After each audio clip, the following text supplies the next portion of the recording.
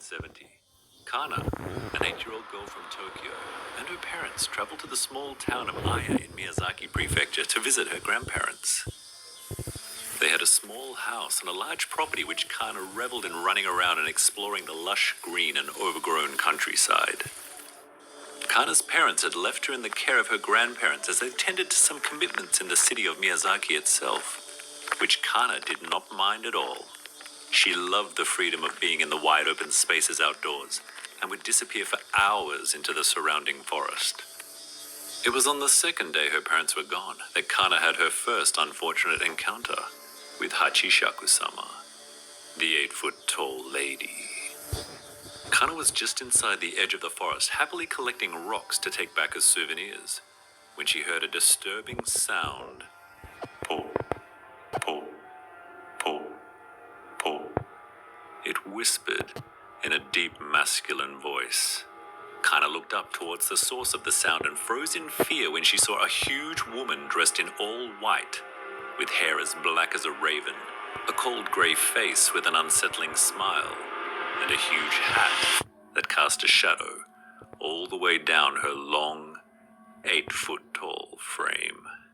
Kana and the woman locked eyes briefly as Kana tried to find her voice to call out, but she could barely breathe, let alone make a sound.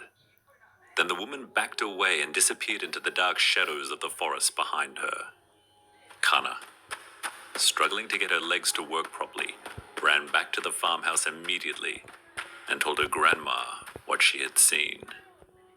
Once Kana's story had been properly relayed and the gravity of the situation set in, her grandma's demeanor quickly became deadly serious. She grabbed Kana by the arms and demanded to know exactly what she had seen and heard. As Kana explained, her grandma began to weep. The grandmother quickly relayed what had happened to her husband, who, in shock, rushed to the phone to try and contact Kana's parents.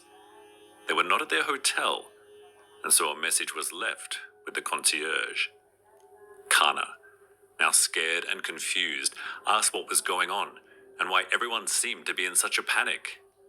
Her grandfather sat her down and stared deep into her eyes. "Listen closely, Kana," he started. "It seems you've been chosen by Hachisakusama, and unless we can protect you, she will abduct you, like she did several other children in this area, decades ago." Kana was now in tears. What she had just been told terrified her, yet she couldn't help but want to know more. "Who is Hachisakusama?" she then asked. Her grandfather went on to explain. "No one knows her origins," he said. "Only that this 8-foot woman selects her victims by quietly approaching them, then chanting a pull, pull, pull, pull sound before retreating. Within a few days, that person will disappear." She was supposedly captured by some local monks who imprisoned her in an old shrine by placing a Jizo statue at north, south, east, and west points of the ruins. It appeared, however, that somehow Hachisakusama has escaped.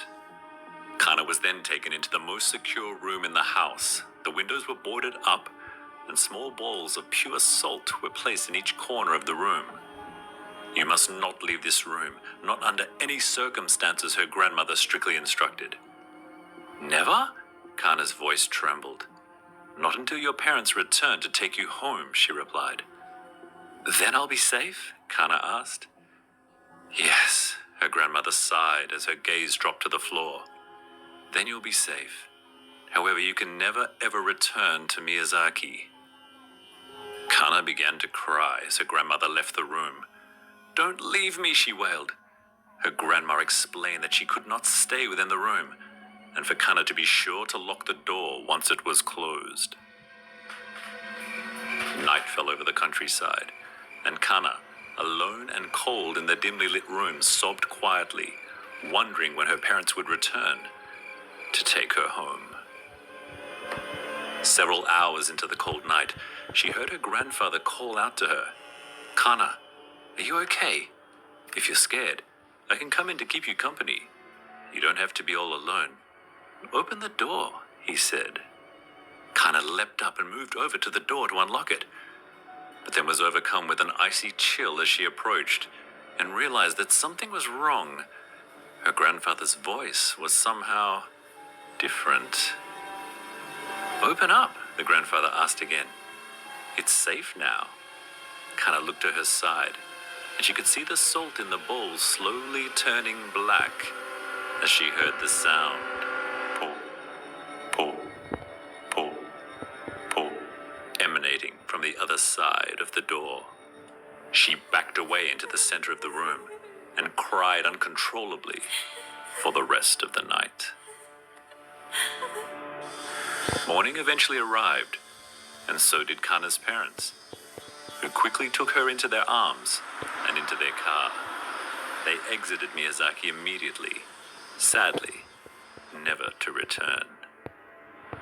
Once back in Tokyo, Kana kept in touch with her grandparents, and she felt an eternal sorrow that she would never be able to visit them again, and that they were too elderly to travel.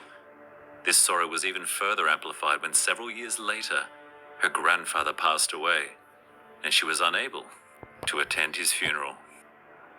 Then, just last week, Kana's grandmother called to give her some terrible news.